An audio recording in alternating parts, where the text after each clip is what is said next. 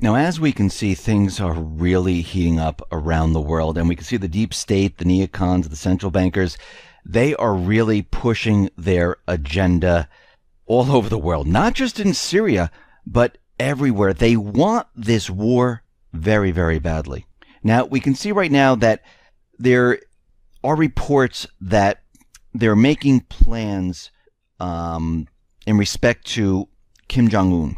And we know that this is a hot button for Trump. We understand that they don't care where they start this war because all the players are the same.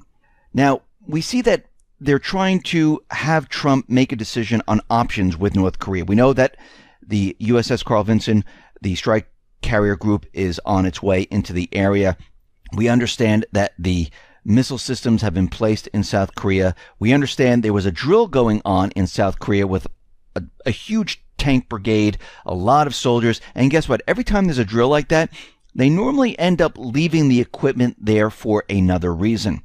And we can see they're deciding, should we assassinate Kim Jong-un or should we place nuclear weapons in South Korea? Now, this is what I'm getting out of all of this. One, they're going to try a covert operation to remove Kim Jong-un. Try to remove him from his position, which then they can go into North Korea because they'll say, and of course they're not going to go in with troops. What I mean by that is that they're going to go in there and have regime change. That's the whole point of this. Now, if that doesn't work covertly, I think their next phase is, well, they're going to place nuclear weapons in South Korea. But there's a reason for that, because their next phase is to have some type of an event to allow these nuclear weapons or conventional ground troops, conventional bombs to be used in North Korea. And we could see that they are definitely preparing for something like this. Now, China, they are deploying right now about 150,000 troops to the border of North Korea. Now, this is not to attack North Korea. They're doing this as a safeguard because what they are realizing is that the deep state, the central bankers, the neocons, they are prepared to go into North Korea. And they're worried about the spillover into China. Remember, what they're trying to do is they're trying to pull Russia, they're trying to pull China into this war. That's what this is all about. They want a great war, and this is what they're trying to do. Now, we can see there's a lot of government officials, not just here in the United States, but around the world, who are telling us, well, we need to go to war. And we see Trudeau in Canada says the path to peace in Syria doesn't include Assad. Now, he is calling for the removal of Assad. So is Turkey. So is some of the politicians here in the United States. So is Israel. And, of course, all the Middle Eastern countries that have been trying to remove Assad all along. But we see there are other voices out there, like Representative Tulsi Gabbard, who visited Syria and said, well, everything doesn't really add up. Most of what she has seen out in Syria is that the people, they didn't want the terrorist groups. They wanted Assad. The terrorist groups, that's what they were afraid of. And they were happy when the terrorist groups were removed from their city, their town, their village. And Tulsi Gabbard right now, well, she's out there saying, well, we really don't know if it's Assad who did the chemical attacks. And at face value, well, it doesn't look like it. We should have some type of proof. Shouldn't there be some type of an investigation? And she says, I remain skeptical because of my visit out in Syria and what I've seen and what and the people I've spoken to. It makes no sense. Now, the Democratic Party is out there. How dare you not work with our narrative? How dare you? And they're actually calling for her removal. So if you don't agree with the neocons, the Democrat, the Republicans, the deep state, guess what? We don't want to hear from you, and you need to be removed. Rand Paul is out there. He is also demanding evidence of the chemical attack. Now, think about what has happened here. There was a chemical attack, and the United States government, Trump, decided to fire 59 Tomahawk missiles without an investigation. First of all, doesn't anyone think that's odd? I mean, even in a murder case, they just don't lock someone up. There's an investigation, and they're calling for an investigation. Now, personally, I don't think there's ever going to be an investigation, because if there was an investigation, Guess what? They're going to find out that Assad didn't do it. This is why they'll never let the investigation happen. We see there was a former British ambassador to Syria, Peter Ford, and he refused to go along with the BBC propaganda on Syria, and he dropped a truth bomb live on air. Now, fed up with the state-sponsored propaganda from the very start, Peter Ford dispensed with niceties and disagreed on every level possible with the very first question put to him by the BBC host. Referring to claims that Assad is responsible for the chemical attacks in Syria, the BBC host said, "That's a statement of fact, right?" He said, "Wrong." He said, "It's a complete myth. It's a statement of non-fact." He says, "What's needed is an investigation, because there are two possibilities for what happened. One is the American version that Assad dropped chemical weapons on all his people. The other version is that an ordinary bomb was dropped and hit a munitions dump where jihadis were storing chemical weapons. We don't know which of these two possibilities is the correct one."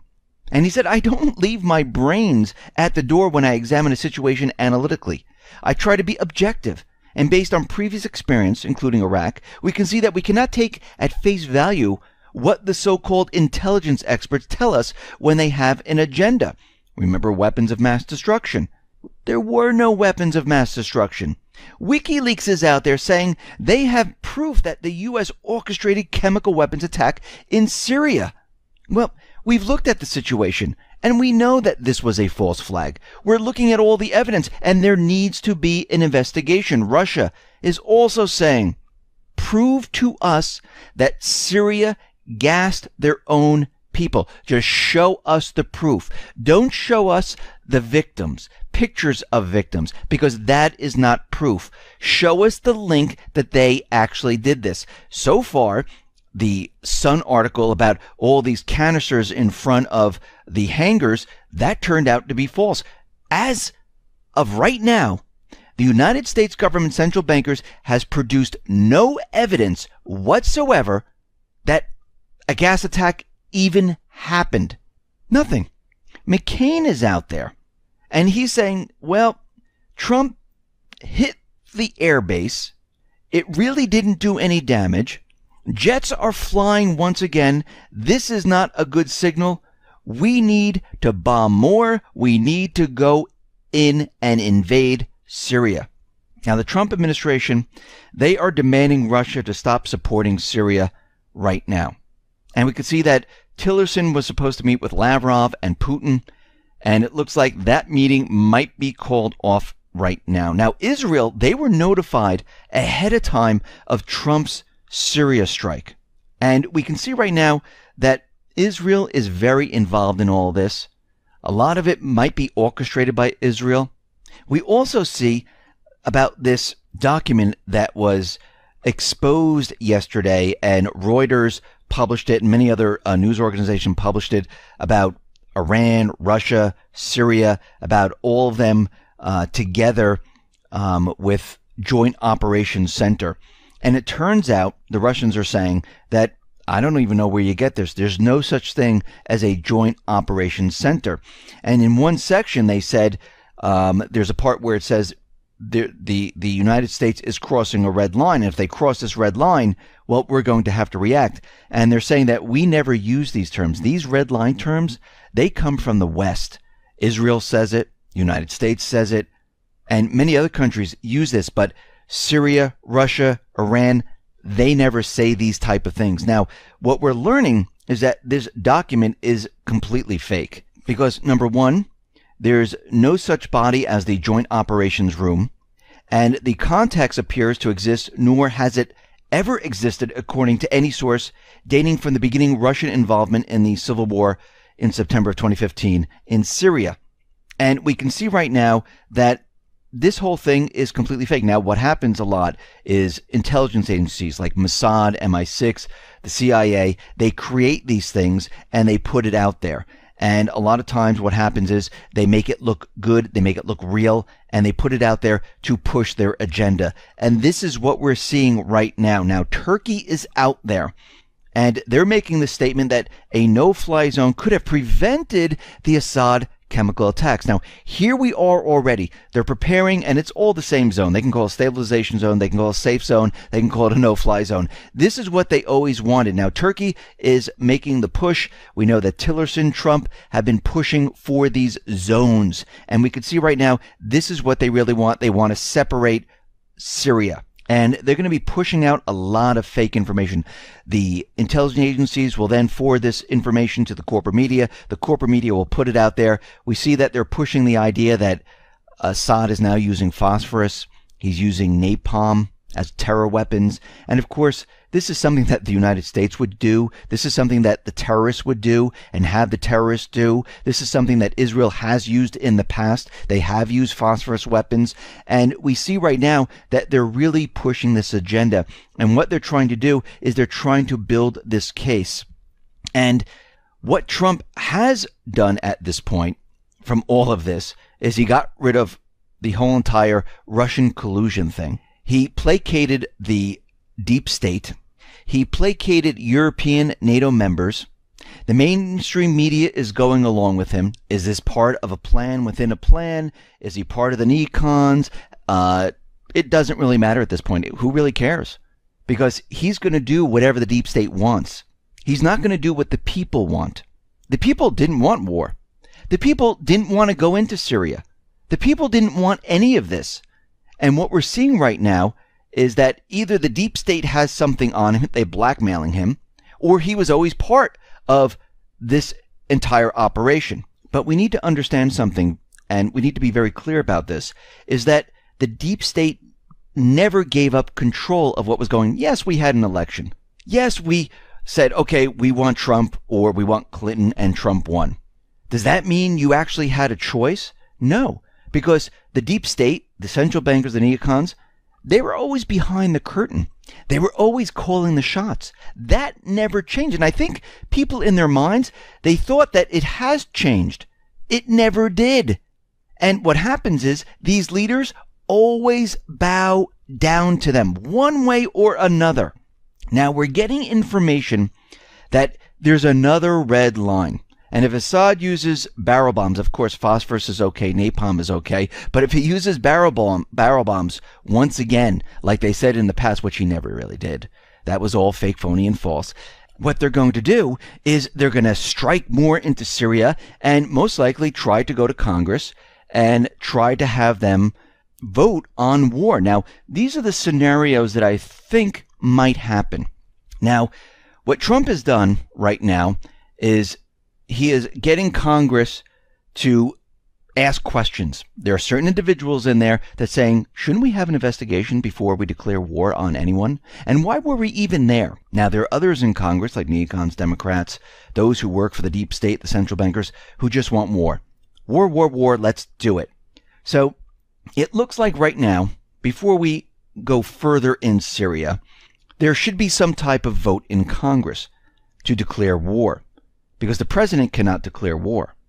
And we can see right now that Syria has never attacked the United States. And we know for a fact that the deep state neocons, they don't want Congress to investigate anything that had to do with the Syrian chemical attack. Now, if it does come down to where the entire Congress is going to vote on what we should do, the central bankers will not allow them to vote for no war. What that means is they will create an event to push Congress into voting for war. This is what I am saying here, is that their next move is going to shock the world, because this is when we see the big event. Now, what they're doing, they're taking no chances this time. They want what they want and what they always wanted, and that's war. So they're going after North Korea at the same time they're going after Syria. We know that they're preparing for something huge in North Korea. Now, if they can't get Kim Jong-un out, they have the backdoor approach of trying to go into North Korea, but they just can't go into North Korea. So they need a false flag, an event to get them inside of North Korea. And we see right now that they are pushing the idea that something could occur. This is why they've been telling you about the missile systems in North Korea. And right now, the North Korean missile systems, they're not developed. Now, again, this will be a false flag where there could be some type of cyber strike, there could be some type of missile strike, but it will not come from North Korea. It will be fabricated. They'll tell you it came from North Korea, but that's not where it came from. And we can see right now that they are preparing for this. Now, they're preparing to go all the way because they will never allow Congress to do anything but to vote for war. And the only way to get them to vote for war is to continually push events, to push them in the right direction. And the next couple that are coming up are probably going to be huge. And remember, they're doing all of this because they understand that the economy is falling apart. They understand that they need to do this quickly. This is why we see such a big ramp up of all of this. So if this goes to Congress, and of course we're going to see Assad cross all the red lines because it's already prepackaged. They've already decided this is what it's going to be. They're going to try to push Congress into voting some type of war package where they can say, yes, we can go into Syria full force. This is why they're ramping up the soldiers. This is why they've been building the bases. This is why they've been bringing in the C-17s. This is why they've been doing all this all along. It didn't happen yesterday. This has been building for a very long time. All the troops, all the military assets, they are already there. This is how it works. Same thing in North Korea. All those drills that we had with the tank brigade, with the personnel in South Korea, we see the strike groups are already there. This has already been pre-planned. That radar system they brought over to North Korea to monitor their missile system, that's there for a reason. All of this is there for a reason because they're taking no chances, because they're trying to get all the players together and they're trying to bring us to a place of war. Listen, everyone, thanks a lot for listening. Be well, be safe, and especially be prepared. Thanks a lot.